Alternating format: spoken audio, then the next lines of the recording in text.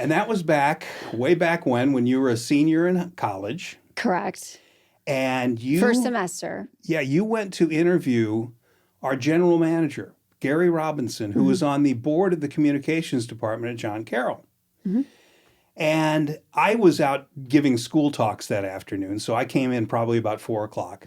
But in the time you interviewed Gary Robinson, he said, there's somebody else you should interview. And he called down to Don Webster and said, will you interview this young lady from John Carroll?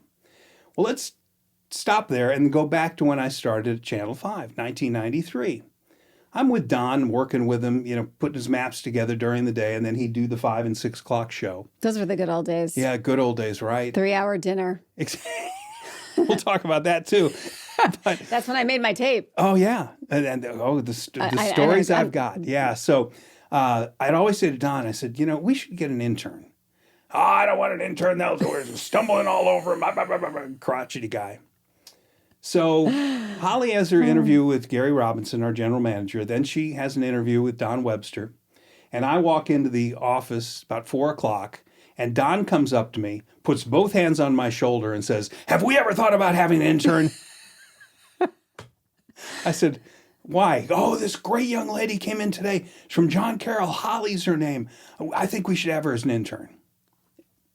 There you go. That's how it started. That's how that started. And so Hollie would come in and hang around with Don and I. But the main time you'd be here was on the weekends with me, because I was doing weekend weather at the time. Yeah. And that gave us a lot of time to work together. You would put my maps together. I mean, it took you no time to learn the weather computer. We'd look at the forecast stuff together. You'd put together the maps. I'd do the show at 6 o'clock. And then I'd go out and get dinner for us, go to Li Wah, our favorite Chinese place. Right. And so the first day I said, you really need to practice in front of the chroma key, the green wall. And I set up the show that I had. And I said, just go ahead and walk through it a number of times. Well, I go get dinner. So it's a half hour. I come back. And in the newsroom, there's this whole crew there standing in front of the television looking at it. I'm like, what's going on? They're like, we're watching Hollie. And one of the guys, the old grizzled veteran. I don't know that I know this part. Yeah, you don't know this part. It's the old grizzled veteran of our newsroom turns around and looks at me and he says, she's better than most of the people in Cleveland. Oh, my God. And so I'm watching this and I call up to the control room and I said, could you roll tape on this? And so they rolled tape on. Goosebumps. I don't know this part of the story. You don't know this part of the story. Well, I mean, gosh, you waited a long time to tell it. But you know the outcome. I do. Yeah. So what happened is I got this tape together and we picked one of the ones that was perfect. All of them were great.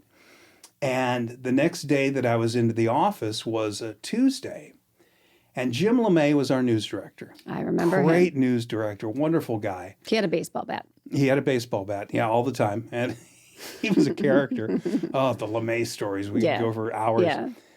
So I walked in. I said, hey, boss, you got a couple of minutes? He said, yeah. I said, I want you to see this tape. Popped it in. He's watching. He watched it for about 30 seconds. He says, where is Hollie right now? I said, I think she's in class, but I'll find out. So I called you, and you happened to be home, and I said, Jim LeMay wants to see you. And first thing Hollie said is, am I in trouble? I'm like, it turned out that Jim LeMay had just gotten off the phone with the news director in Toledo.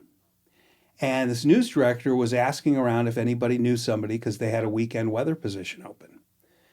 And so I said to LeMay, what do you need her for? He says, I think I've got a job for her.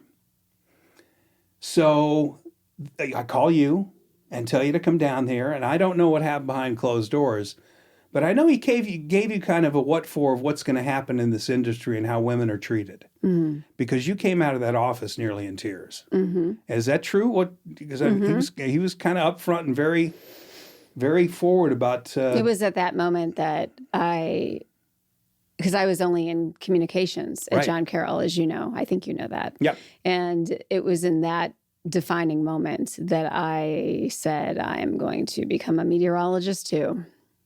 Absolutely. Because I will not be thought of as a weather bunny or any such thing. And so that's when and you know of Mississippi State's program. Yeah. So went through it myself.